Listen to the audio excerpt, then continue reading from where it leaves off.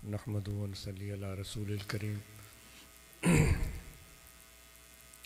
अल्लाहुम्मा सल्ली अला सय्यिदिना व मौलाना मुहम्मदिन व अला आलिहि व अस्हाबिहि अजमईन।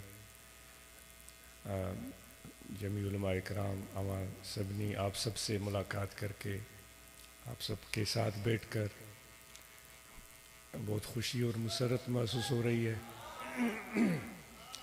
अल्हम्दुलिल्लाह आपकी वाबस्तगी और ताल्लुक़ दरगाह लावा शरीफ और जो मराकज़ हैं हमारे मुर्शिद कामिल के और मदारिस हैं उनसे रहा है, वहीं से आपने तरबियत और तालीम हासिल की, फिर अपनी ज़िंदगी के सफ़र को आगे जारी रखा। मुख्तलिफ़ मकामात और मुख्तलिफ़ जगहों पर मुख्तलिफ़ हैसियतों में काम करते रहे और जमीयत उलमा का भी बुनियाद डाला गया इसी दौरान, और फिर उसके वक्तन फ़वक्तन मुख्तलिफ़ नौइयत के इजलास होते रहे और ये सफ़र चलते चलते यहाँ तक पहुँचा कि बेहतर और मुनज़्ज़म अंदाज में अब आप किसी एक दिन जमा होते हैं, उनसे गुफ्तगू करने का मौका मिलता है, उनको देखने का मौका मिलता है। ऐसे चेहरे के जिनको शायद पूरा साल जिनको देखने का मौका न मिलता हो उलमा इकराम में से, तो ऐसे महफ़िलों में और ऐसे इजलास में उनको देख लेते हैं जो बहुत अच्छा लगता है। और इसी सिलसिले में ये भी बड़ी अच्छी बात है कि मुनज़्ज़म तरीके से काम, जो रिपोर्ट जमीयत उलमा ताहिरिया सूबे सिंध उन्होंने बताई वो भी सुनने का मौका मिला, जो उन्होंने बाहमी ताल्लुक़ और राब्ता रखा हुआ है वो सुनने का मौका मिला। फिर जो उन्होंने फ़लाही काम किए हैं उसका तज़किरा हुआ, जो ब्रांचेज़ की तादाद है या जो ज़िले हैं उनकी मालूमात मिली, और साथ में ये भी कि वो क्या कुछ कर रहे हैं, किसी हद तक एक आध अल्फाज उसके मुतालिक भी सुनने को मिल गया। मरकज़ी हवाले से भी बड़ी अच्छी रिपोर्ट सुनाई गई। तो उनके जो एक नेटवर्क है पंजाब में, सिंध में, बलूचिस्तान में या दीगर सूबों में, उसका तज़किरा हुआ और उसकी कुछ झलकियाँ सुनने को मुयस्सर हुई। माज़रत है। तो वो एक अल्हम्दुलिल्लाह अच्छी बात थी। तो इस हवाले से आज इस चूँकि वो नोट नहीं ले सका कि क्या कुछ आपकी मसरूफ़ियात हैं, आप बेहतर समझ सकते हैं, समझदार हैं, और ये इज्तिमाई एक सोच भी होती है, इनफरादी सोच भी होती है। फिर ये आपको प्लेटफार्म भी मुयस्सर है, अपने ख़यालात को अपने दोस्तों के सामने पेश करें, उस पर गुफ्तगू हो, तबादला ख़याल हो, जो बेहतर काम हो, बेहतर शक्ल हो, बेहतर सूरत हो, उसको अख्तियार किया जाए। तो आप माशाल्लाह समझदार हैं और इन चीज़ों को बहुत अच्छा समझ सकते हैं। दोस्तों, ये तो हमारे इस तंजीम का एक सफ़र था। बहैसियत मुसलमान हमने जो एक हुज़ूर अलैहिस्सलातु वस्सलाम के उम्मती की हैसियत में जो हमारा सफ़र शुरू हुआ है वो तो सदियाँ पीछे से, और वो चलते चलते चलते उसके ऊपर भी बड़े मराहिल आए होंगे और बड़ी सियासी हुकूमतें और ज़माने की जो असरात हैं वो मुरतब होते हैं, न सिर्फ़ आम मुसलमानों पर बल्कि उलमा पर भी उसकी चीज़ों के असरात पड़ते हैं। और फिर वो चीज़ें जो ज़रूरी होती हैं वो भी रिवायत का हिस्सा बन जाती हैं, जो गैर ज़रूरी होती हैं वो भी हमारी रिवायत का हिस्सा बन जाती हैं, और मनो अन हम उस पर अमल करना ज़रूरी समझते हैं। अगर उसमें से कोई मामूली चीज़ भी आगे पीछे हो जाए तो हम चीं बजबियों होते हैं, परेशान होते हैं, ये क्या हो गया, ये क्यों हुआ। तो ये सारे सिलसिले ऐसे ही चलते रहते हैं। लेकिन एक बात तो हुज़ूर अलैहिस्सलातु वस्सलाम ने वाज़ेह फरमाई है कि उलमा का मकाम मेरी उम्मत में बहुत आला है। अब उलमा एक लफ्ज़ है आलिम, जो इल्म से लिया गया है, तो تو کبھی آپ ضرور علم کیا ہے کبھی ڈکشنری کھول کر ضرور اس کی معنی کو یہاں سے واپس جائیں نا، اچھی مستند ڈکشنری ہو. علماء اس کا قرآن مجید میں بھی ذکر آیا ہے، احادیث میں بھی اس کا ذکر آیا ہے، کوئی مستند اچھی ڈکشنری. تو علم کیا ہے؟ کیا وہی علم ہے جس کو ہم سمجھ رہے ہیں کہ بھائی وہ کنز قدوری کافیہ جامی یہ ساری چیزیں ہیں، اور یہاں کچھ اور ہے؟ یہ ہے کیا؟ تو وہ ضرور ایک دفعہ یہ زحمت کیجئے گا، علم ہے کیا، اس کی تعریف توصیف تشریح اور وہ یعنی کہ ایک سطحی انداز میں نہیں، یا اپنی پہلے سے لگی بندی رائے بنی ہوئی ہے کہ بھائی میں تو عالم ہوں، اس میں تو کوئی شک ہی نہیں ہے، یعنی زبان سے نہیں لیکن میرے دل میں یہ، میں اپنی بات کر رہا ہوں، میرے اندر میں یہ بات چھپی ہوئی ہے، میں تو ہوں، اس میں تو کوئی شک ہی نہیں، چلو دیکھ لیتے ہیں یہ ڈکشنری والا کیا کہہ رہا ہے. اس طرح نہیں، بالکل ایک نیوٹرل ہو کر درمیانہ انسان بن کر پھر دیکھیں، پھر ہم جائزہ لیں کہ علم ہے کیا. اور پھر ہم جو ہے اپنے آپ کو کچھ کتابیں پڑھنے کے بعد جب عالم کے سراپا میں ڈھل جاتے ہیں، کیا وہ ایک مروجہ لباس ہم زیب تن کرتے ہیں اور کچھ دستار اور کچھ کپڑے اور پھر ایک مکمل شکل اور صورت میں ہم ڈھل جاتے ہیں، کیا یہ عالم ہوگا، کروائے گا؟ یا عالم کے لیے کچھ اور چیزیں بھی ہونی چاہیے؟ یہ میں اپنے آپ سے بات کر رہا ہوں، آپ کو عرض نہیں کر رہا ہوں، آپ تو سب سمجھدار ہیں اور بہت بہتر ہیں مجھ سے، لیکن چونکہ مجھے کہا گیا کہ بھائی تمہیں بولنا ہے، تو پھر وہ چیز جو ایک دماغ میں آتی ہے وہ عرض کی جا رہی ہے. تو کیا یہ ایک سراپا ہم جو بنا لیتے ہیں، کچھ مخصوص علامتیں سر پر بھی ہوتی ہیں، پھر کندھوں پر بھی ہوتی ہیں جیسے میں نے بھی رکھا ہوا ہے، پھر ہم شلوار بھی ایک خاص انداز میں پہنتے ہیں، کرتا بھی پہنتے ہیں، کیا یہ ایک عالم کی نشانیاں ہیں یا اس کے علاوہ بھی کچھ ہے؟ بندنامہ بھی ہم پڑھتے رہے ہیں بچپن میں، اس میں بھی علم کے بارے میں ذکر کیا ہے فرید الدین عطار نے، شاید سعدی نے بھی کچھ بولا ہو، تو وہ کیا کہتے رہے اور وہ کیا لکھا انہوں نے. تو دوستو، اور پھر حضور علیہ الصلوۃ والسلام کے تصور میں وہ کیا چیز تھی کہ آپ نے فرمایا کہ میرے وارث عالم ہیں. اب جو وارث ہم بن بیٹھے ہیں سب، تو کتنی مطابقت ہے وہ حضور علیہ الصلوۃ والسلام کی جو ایک سوچ تھی، ایک فکر تھا، یا جو آپ کا طریقہ تھا، اس سے ہمارے اعمال کتنی مطابقت رکھتے ہیں؟ یہ بھی ایک سوچنے والی بات ہے. آپ نے کبھی خطبے پر بیٹھ کر کسی کے بارے میں وہ جو گفتگو فرمائی ہو وہ کس طرح کی تھی؟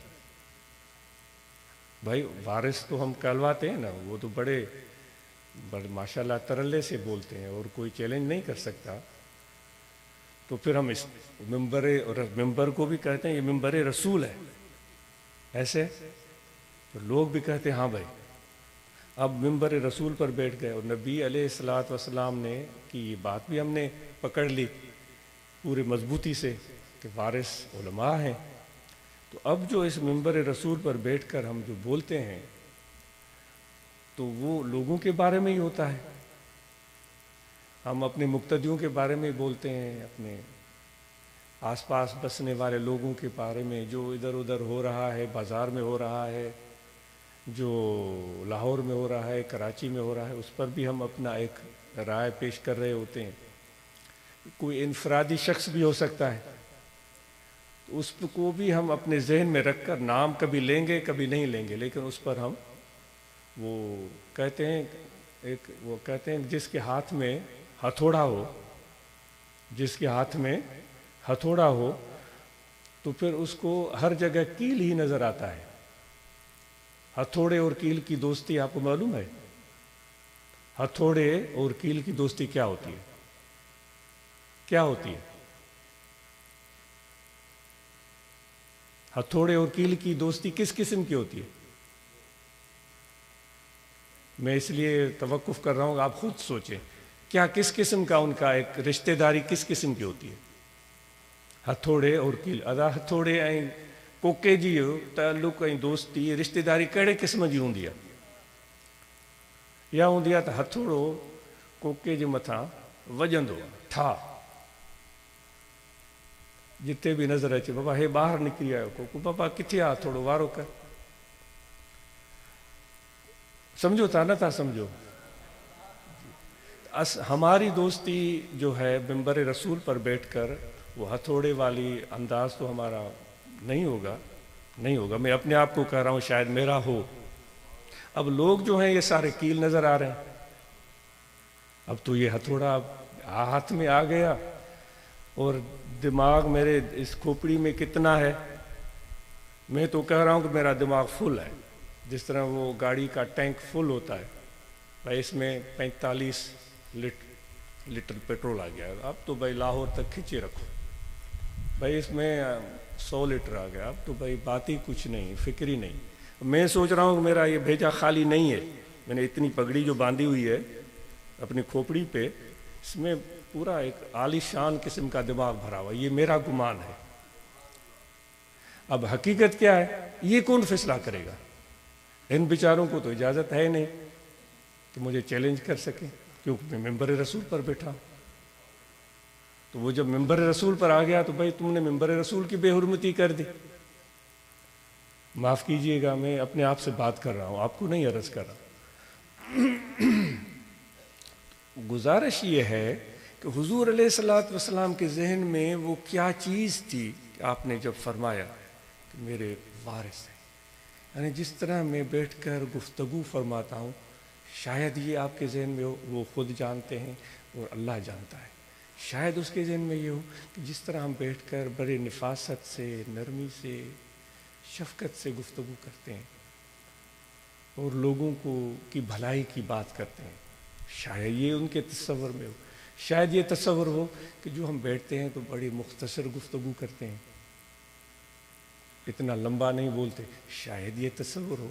शायद ये तस्वर हो कि जिस तरह हम माफ़ कर देते हैं उलमा भी ऐसे होंगे। शायद ये तस्वर हो कि जिस तरह हम बेयार व मददगार लोगों की खिदमत करते हैं, हो सकता है। आप खुद सोचते जाएं ना, वो आपके जहन में क्या आता है। शायद ये तस्वर हो कि जिस तरह हम मेज़बानी मेहमानों की करते हैं। शायद ये तस्वर हो जिस तरह हम हाथों में झाड़ू पकड़ लेते हैं और घर का झाड़ू सफाई का काम हो रहा हो। शायद ये तस्वर हो कि जिस तरह जंगल में जाते हैं, लकड़ियाँ ले आते हैं। अबुल हसन खरकानी से बू अली सीना मिलने गए थे, तो बू अली सीना सैदी कहता है, शायद आप खुद पढ़ कर देखें, बोस्ता में होगा। कहते मैं जब गया मैंने उस शख्स को देखा कि वो दीवार पर बैठा हुआ खुद ईंटें चुन रहा था। हालांकि अबुल हसन खरकानी तो इस सिलसिले के बड़े मशहूर बुजुर्ग गुजरे हैं। कहते मैंने उनको देखा कि वो अपनी दीवार पर चढ़कर ईंटें चुन रहा था। यह है। और हमारे पीर कुरैशी रहमतुल्लाह ताला अलैह से कोई हाथ मिलाता था तो उसके हाथ को टटोलते थे, और फिर वो जब हाथ सख्त होता था तो खुश होते थे कि भाई ये मेहनत करने वाला बंदा है। अब हमारे हाथ की सूरत हाल क्या है, कितना सख्त है और कितना काम किया है, क्योंकि हाथ तो इस्तेमाल किया ही नहीं है, हमने तो सिर्फ ज़ुबान चलाई है और गले को चलाया है। और गला चल चल के वो इतना वो कड़क आवाज़ हो गई है, उसमें एक ख़ास किस्म का पिच है और ले है जो एक तसलसल के साथ यूं फैल जाती है। हमको सुकून मिल जाता है कि भाई इतना, यानी कि ये होगा तस्वर। आपका क्या ख्याल है? हुजूर अलैहिस्सलातु वस्सलाम, कुछ न कुछ तो होगा ना हुजूर अलैहिस्सलातु वस्सलाम के जहन में। ये सोचिए, ये एक और बात आपके जहन में, ये दो सवाल हो गए। एक तो इल्म की माना देखनी है, मैं भी ज़रूर देखूंगा इंशाअल्लाह। आपने अच्छी तरह डिक्शनरी खोल के चेक करना है कि वो इल्म है क्या, किस बला का नाम है, ये देखने की ज़रूरत है। दूसरी बात ये अर्ज़ की जा रही है, मेरी बात तवील हो रही है, बहुत माजरत है।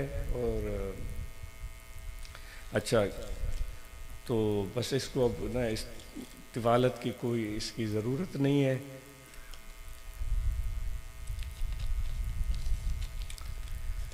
اور دوسرا ایک سوال یہ ہے کہ کتنے ہم میں سے لوگ ہیں، جس طرح میں ابھی عرض کر رہا تھا کہ ہمارے مشائخ میں سے وہ ہاتھ ٹٹولتے تھے کہ وہ اس کا ہاتھ کتنا سخت ہے، کتنے لوگ ہم علماء میں سے اپنی معاش کے لیے باعث تقریر کے علاوہ کوئی کاروبار، کوئی ہنر، کوئی محنت، کوئی مزدوری کرتے ہوں.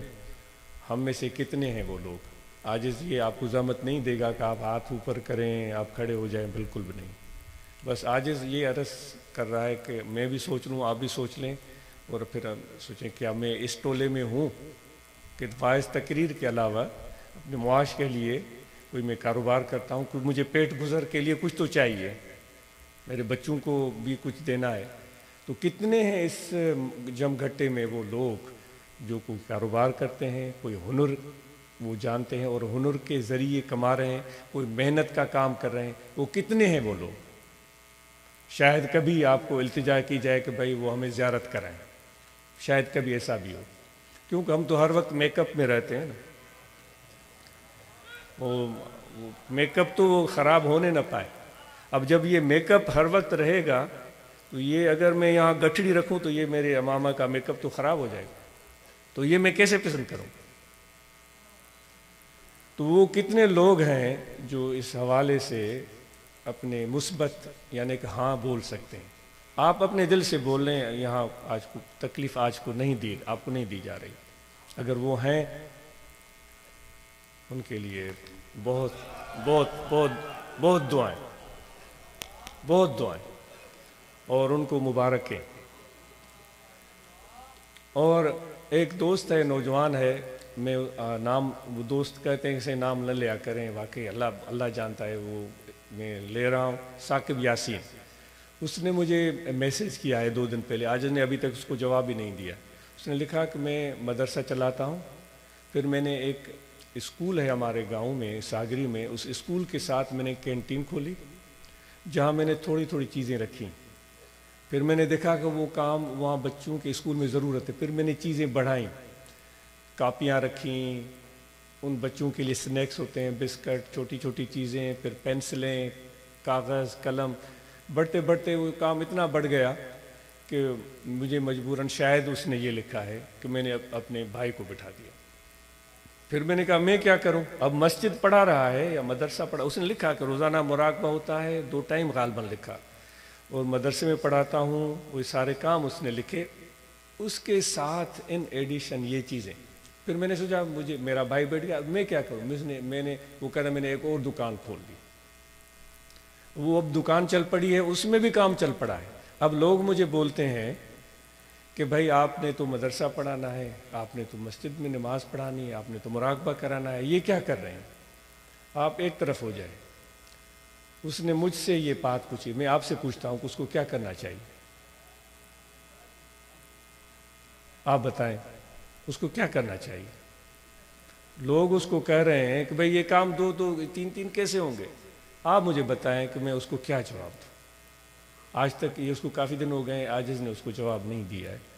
آپ سے مشورہ طلب کر رہا ہوں کہ بھئی آپ بتائیں اس کو کیا جواب دیں. یہ بھی ایک سوچنے کے لیے بات آپ کے حوالے ہے.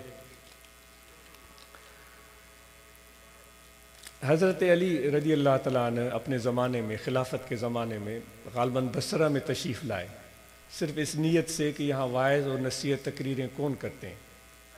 تو ہر مسجد میں جاتے تھے، پیچھے بیٹھ کر آرام سے اس کا مولوی کا یا واعظ کا تقریر اور قصے سنتے تھے.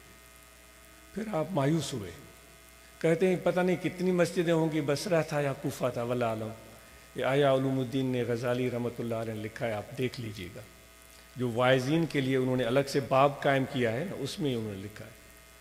تو ان مساجد میں جو واعظ کرنے والے تھے سب کو انہوں نے منع کر دیا کہ بھائی تم کیا کرتے ہو، کس سے کہانیاں سناتے ہو اور ممبر رسول پر بیٹھے ہو. ان کو منع کر دیا. پتہ نہیں کتنی مسجدیں ہوں گی. ایک شخص کو اجازت دی، غالباً وہ نام ابو الحسن یا کوئی ایسا نام، ان کو اجازت دی کہ ہاں یہ شخص ٹھیک بولتا ہے. تو یعنی اتنی ذمہ داری کا کام ہے.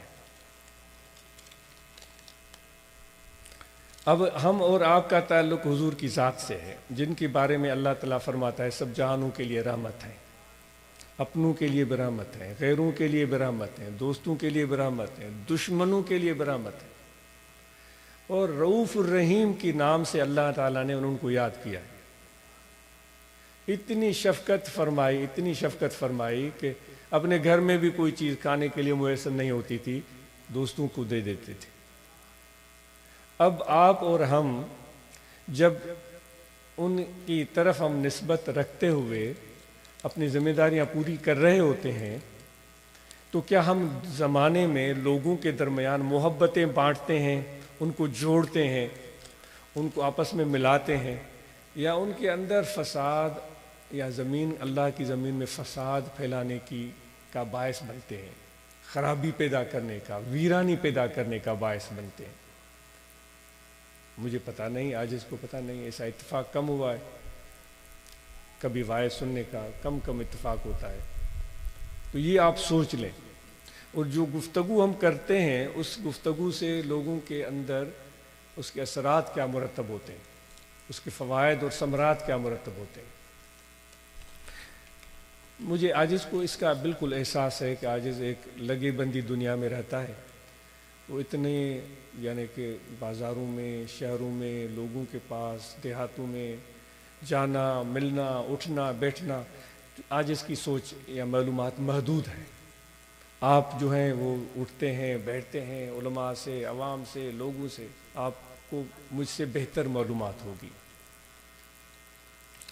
یہ تو بات بہت اہم ہے، چونکہ ہم ایک جماعت کا حصہ ہیں، تو جماعت کا حصہ ہوتے ہوئے ہم مرکز کی رہنمائی اور ہدایات کو، یہ ایک تاکیدی بات ہے، اور ہر وقت مد نظر رکھیں کہ جماعت کا طریقہ کار کیا ہے۔ ہم جب اس کا حصہ ہیں تو ہم اس طریقہ کار سے کبھی بھی ہٹنے نہ پائیں۔ لوگوں کو خوش کرنے کے لیے کہ کوئی ایسی گفتگو جو وقتی طور پر ہمیں گرما دے، لوگوں کو جو ہے وہ تڑپا دے، لیکن جو جماعت کا طریقہ کار ہے اس سے وہ متضاد ہو، اس طرح کی بات نہیں کرنی چاہیے، یہ گزارش ہے۔ اور بڑی اچھی بات ہے کہ مساجد میں جب آپ رہتے ہیں تو وہاں بالکل بنیادی ضروری مسائل لوگوں کو بتائیں تاکہ وہ شریعت کے علم سے واقف ہوں، اور ان کو پھنسائیں بھی نہیں، ان کو الجھائیں بھی نہیں، ان کو تنگ بھی نہ کریں، اور طوالت میں بھی نہ جائیں، آسان کر کے ان لوگوں کو بتائیں۔ اللہ تعالیٰ کے حبیب نے فرمایا کہ لوگوں کے لیے آسانیاں پیدا کرو، صلی اللہ علیہ وآلہ وسلم۔ تو اتنا الجھائیں بھی نہیں کہ وہ بیچارے کی وہ مت ماری جائے، وہ تنگ آ جائے، آسان۔ اور اب ضروری نہیں کہ میں رٹا لگاؤں، نمبر 1، نمبر 2، پھر وہ 14 تک چلا گیا، اب وہ 70 سال کا بندہ، 60 سال کا بندہ آ کر بیٹھا ہے، وہ اب 1 بھی 1 کی جگہ پر بتاؤ، 2 بھی 2 کی، 3 کی جگہ، یہ کیا کر رہے ہو؟ تم نے 3 والی پہلے بتائی، دو۔ اس طرح بیچاروں کو پریشان نہ کریں، ایک خاکہ ان کے ذہن میں آ جائے گا تو خود بخود وہ چیزیں زیر عمل آ جاتی ہیں۔ آسان کریں، وضو بنانے کا کوئی مشکل ہے ہی نہیں، بڑا آسان سا کام ہے، تو اس کو آسان ہی رہنے دیں۔ اسی طرح نماز پڑھنا کوئی مشکل کام ہے ہی نہیں، بڑا آسان سا کام ہے، اس کو آسان ہی رہنے دیں تاکہ لوگوں کو سمجھنے میں کوئی دشواری نہ ہو، ان کے ذہن میں شکوک و شبہات پیدا نہ کریں، وہ پہلے ہی پریشان، ان کو اور الجھا دیں، پھر ان کو اور الجھا دیں۔ وہ جس طرح لطیفہ ہے کہ وہ پڑھ کے آیا تھا بچہ، تو اس نے باپ کو دیکھا، وہ ایک طرف منہ کر کے پیشاب کر رہا تھا، اس نے کہا یہ کیا کر رہے ہو؟ اس طرف تو کعبۃ اللہ ہے۔ بیچارہ اٹھا، پھر اس نے دوسری طرف کیا، یہ کیا کر رہے ہو؟ اس طرف تو پیران پیر کا دربار ہے۔ وہ تیسری طرف بیٹھا، اس نے یہ کیا کر رہے ہو؟ یہ تو اپنا مرشد ہے اس طرف۔ پھر چوتھی طرف اس نے رخ کیا، بیچارہ پیشاب کرے، اس بچے اس کی بات سنے، اس نے یہ کیا کر رہے ہو؟ اس طرف تو فلاں بزرگ ہیں۔ وہ بیچارہ تنگ آ گیا، وہ تنگ آ گیا، وہ پھر کھڑا ہو گیا اور گھوم بھی رہا ہے، پیشاب بھی کر رہا ہے، وہ کہہ رہا ہے کلاں پیراں دی خیر۔ اس طرح لوگوں کو آپ بہتر سمجھتے ہیں، آج اس کو تو اس کا اتنا وہ نہیں ہے۔ تو جب آپ اور ہم ایک عام آدمی کی زندگی بسر کریں گے نا، ہر وقت میک اپ میں رہنے کے بجائے تھوڑا ہم دھکے بھی کھائیں گے، تو ہمیں پتہ چلے گا عام آدمی کی زندگی کتنی کٹھن ہے۔ جو مسجد میں بیچارہ نماز پڑھنے آتا ہے، ہم اس کو تڑی دے دیتے ہیں، ہاں بڑا تو بابا جہنم میں ویندے، ہاں بڑا تو جو قبر ہیڑی تھی ویندی۔ وہ بیچارہ شہر سارا دن کدال چلاتا ہے، سارا دن وہ بیچارہ زراعت میں کھیتوں کو پانی لگاتا ہے، وہ بیچارہ ریڈی چلاتا ہے، آپ کی مسجد میں آئے اس کو بھی آپ تڑی دے دیں، وہ بیچارہ مان لے گا بھائی، کیونکہ تم خدا کے نمائندے بن کر بیٹھے ہو، تمہیں نہیں دیکھ رہا ہے، وہ خدا کی وجہ سے وہ سن لے گا۔ لیکن یہ بات پتہ نہیں کتنی درست ہے، آپ سمجھ سکتے ہیں۔ اور علماء سے گزارش ہے کہ جو وفود تشکیل دیے گئے ہیں جماعت کی طرف سے، اس وفد کا حصہ بنیں اور ایک ممبر کی حیثیت میں جائیں، ان لوگوں کے ساتھ برابری کی سطح پر تبلیغ کریں، اور ہمیشہ اپنے آپ کو نمایاں رکھنے کی ضرورت نہیں ہوتی، اور اپنے آپ کو نمایاں کرنے کی ہمارے اندر خواہش بھی نہیں ہونی چاہیے کہ ہم اور آپ طریقت سے وابستہ ہیں۔ ایک سادہ سے ممبر کی حیثیت میں وفد میں شامل ہو جائیں اور تبلیغ کے کام میں ان کے معاون بنیں۔ وہاں اتنی سمپل، آسان اور میٹھی بات کریں سولے انداز میں، وہ نہیں جو کہ آپ اپنے پروفیشنل طریقے سے وائز کر رہے ہوتے ہیں، وہ ایک الگ انداز ہوتا ہے۔ جب فقیروں کے ساتھ جائیں تو ان فقیروں سے سیکھیں کہ وہ کس طرح گفتگو کرتے ہیں، اس انداز سے آپ تبلیغ کریں جو آپ شین، قاف اور عین اور حا کے اوپر زور دے کر جب گفتگو کرتے ہیں، اس کی الگ تقاضائیں ہوتی ہیں، اس کے الگ ثمرات ہوتے ہیں۔ یہ تو ہم لوگوں کو اپنی جماعت کی دعوت دینے جا رہے ہیں، تو یہاں شین، قاف، عین، حا پر زور دینے کے بجائے آپ محبت پر زور دیں، تو انشاءاللہ اس کا بھی ایک اثر ہوگا۔ اللہ تعالیٰ آپ سب کو جزائے خیر دے۔ آپ کا بہت شکریہ۔ کوئی ناگوار بات گزری ہو عاجز معذرت خواہ ہے، بہت شکریہ، جزاک اللہ۔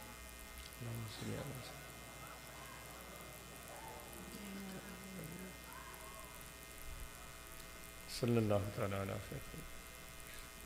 محمد و علیہ وسلم۔